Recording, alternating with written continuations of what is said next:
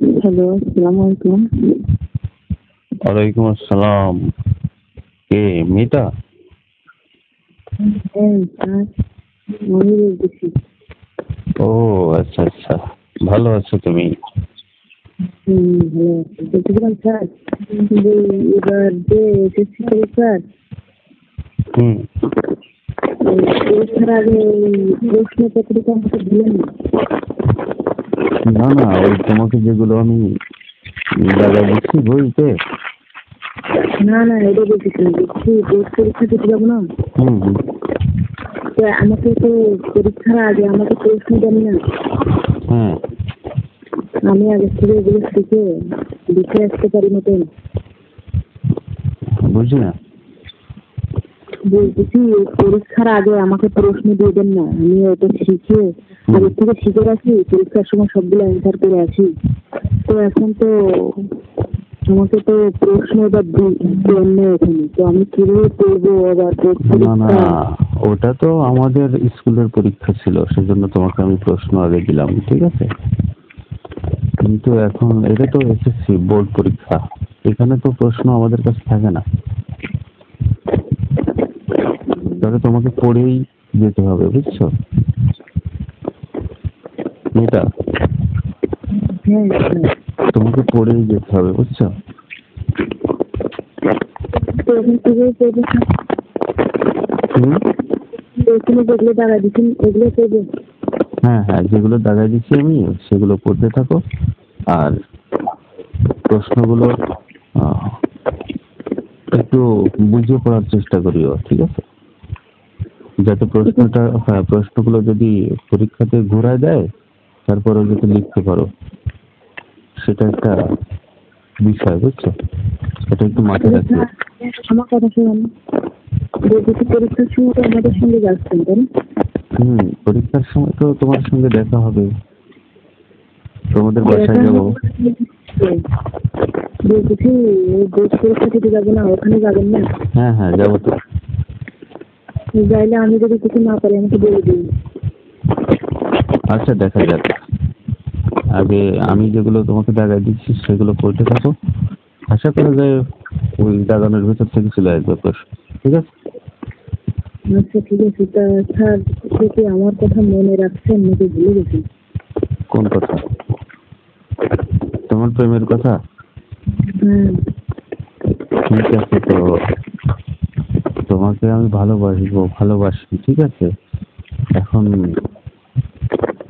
পরীক্ষাটা দাও, পরীক্ষা দেওয়া শেষ হলে তারপরে তোমাকে নিয়ে কক্সবাজার যাবো, ঠিক আছে। স্যার এটা না কোথাও গেলে কি হয়ে যাবে, এটা বলতেছি না তো। তো বলছি আমিও কিন্তু পরীক্ষা দেওয়ার পরে আমিও কিন্তু আপনার মতো স্কুলের সাথে করবো। পরীক্ষা দেওয়ার পরে? আমি একটা স্কুলের সাথে নেব। ও আচ্ছা, তুমি আগে মাস্টার্স কমপ্লিট করো, তারপরে তারপরে আপনাকে বিয়ে করবো।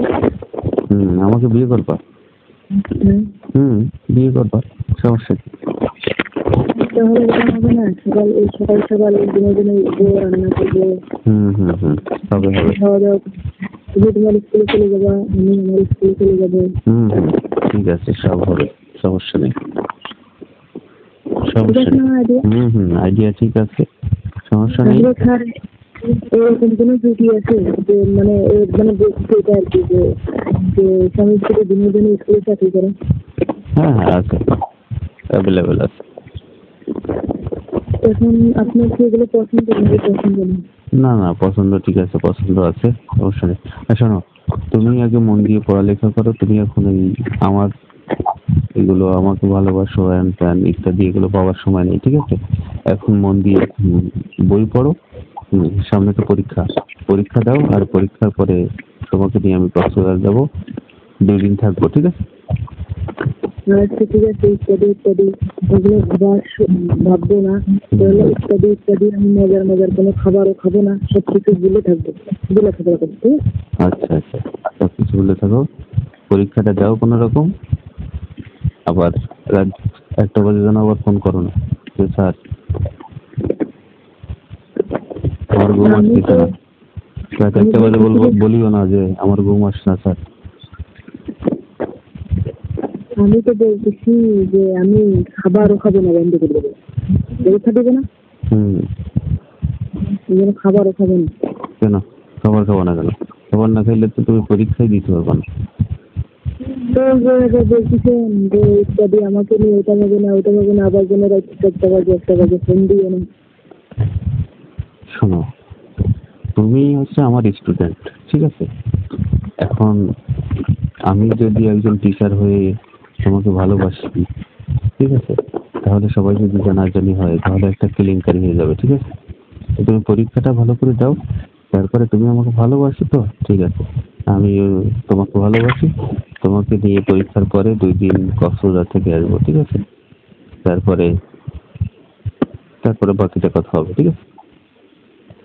স্যার আমি কিন্তু আপনাকে নিয়ে স্বপ্ন দেখি, কিন্তু আমি আচ্ছা ঠিক আছে ঠিক আছে, এখন রাখো, এখন পড়তে বসো, এখন কথা বলিও না, পড়তে বসো।